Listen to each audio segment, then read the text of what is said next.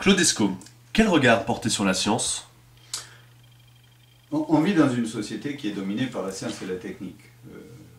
On le sait, on le voit dans les évolutions de la vie sociale. Mais elle est tellement dominée qu'on en arrive finalement à mythifier un peu ce qu'est la science et à mythifier aussi ce que sont les scientifiques. Pourtant, quand on regarde Tchernobyl, Seveso, le scandale de l'amiante, plus près de nous maintenant Fukushima, on pourrait se dire quand même qu'il y a des choses à interroger. Et donc, moi ce que je voudrais, c'est nous questionner dans le regard porté sur la science autour de deux choses. D'une part sur l'image qu'on se fait de la vérité scientifique, et d'autre part, quelle idée on se fait de l'objectivité des scientifiques.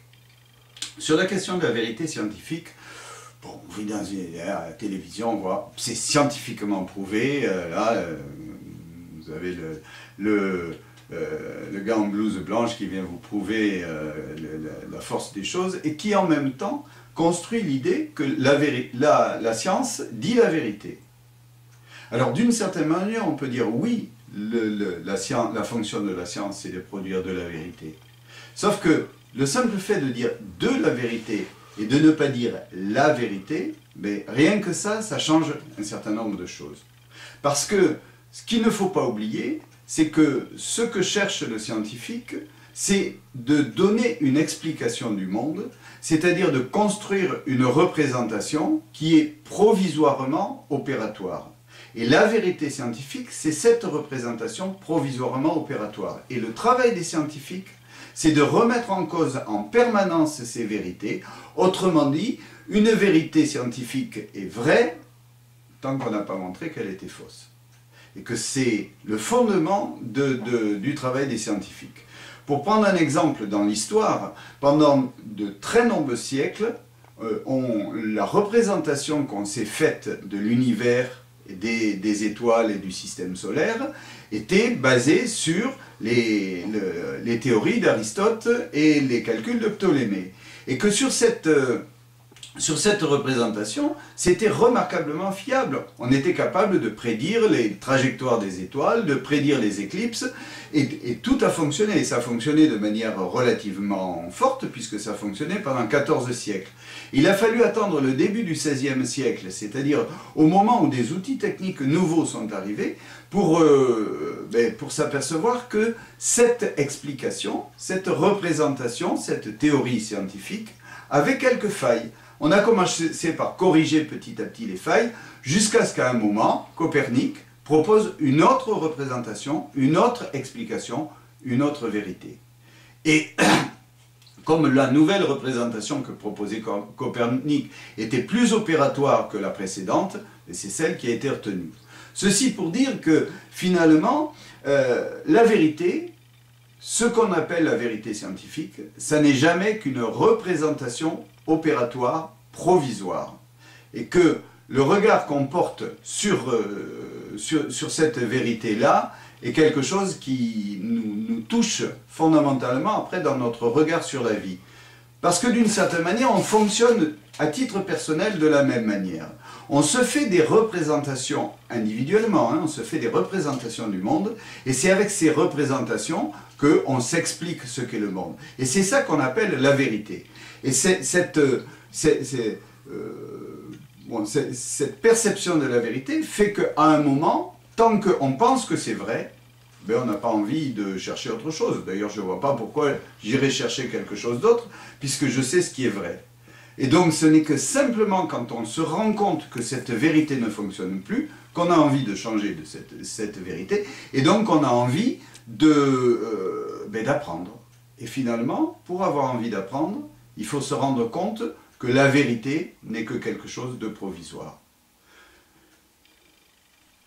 Voilà donc le premier élément que je voulais apporter sur le regard sur la science. Le deuxième élément, c'est l'objectivité des scientifiques. Sur cette question, quand la société a besoin de prendre des décisions collectives, on s'en va chercher l'avis d'experts. On va voir des scientifiques, dites-nous, expliquez-nous, pour avoir un avis objectif. Ben moi je dis non, c'est pas vrai tout ça. Un scientifique, il n'est pas plus objectif que vous et moi. Un scientifique, il peut être de mauvaise foi, il peut être s'être trompé parce que le système dans lequel il vit, les représentations qu'il a le trompent, comme n'importe quel autre être humain. Et ce qui est objectif, c'est pas l'individu, c'est l'organisation sociale de la science qui rend les choses objectives. Et que cette confusion qu'il y a entre l'objectivité d'une organisation sociale et l'objectivité d'un individu, ce que ça produit, c'est que ça produit après de la dépendance de pouvoir vis-à-vis d'une personne.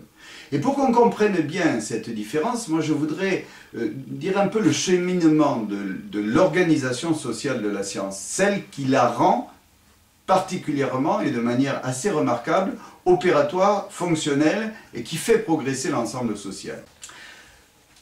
Premièrement,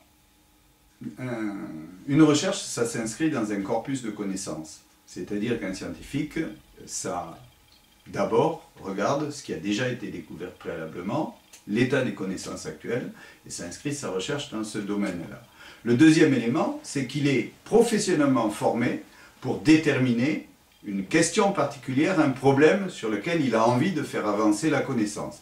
Quand je dis professionnellement formé, ce sont les études doctorales qui forment un scientifique à cette question-là.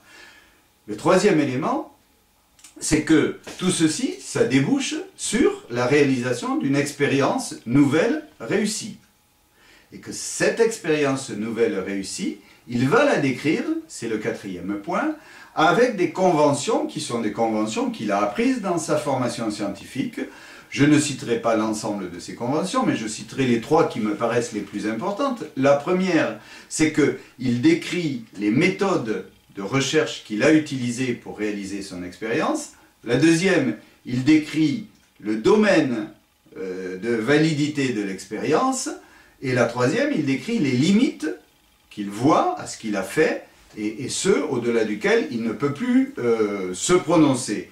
Et que ces trois éléments-là sont écrits, sont travaillés et sont publiés.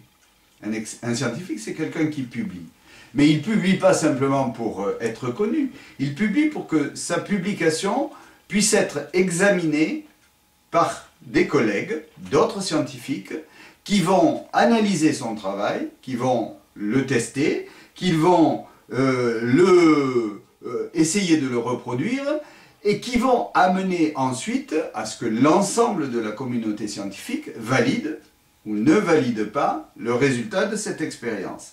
Et à l'issue de tout ça, éventuellement, le travail de recherche sera intégré dans le corpus de connaissances.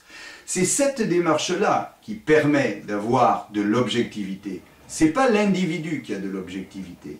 Et ce qui me semble, c'est que c'est important de prendre conscience de cette différence entre les deux, parce que du coup, ça évite derrière, après, de se faire piéger par la pseudo-objectivité du scientifique et par, finalement, des relations de pouvoir entre celui qui se présente comme « je sais », « je vais vous dire ce qu'il faut faire », alors que ce qui est su, c'est ce que la communauté scientifique sait.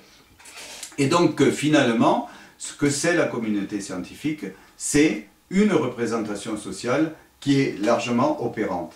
Et c'est en regardant ces deux éléments, l'élément de la vérité et l'élément de l'objectivité, qu'on peut comprendre ce que peut être la science. Et la difficulté là-dessus, c'est de prendre le recul nécessaire, parce que ce double regard, ça n'est pas un regard qui est inné comme ça et qu'on a dans la tête, c'est quelque chose qui s'apprend, et c'est quelque chose qui demande une réflexion et qui s'apprend en vivant ces situations-là.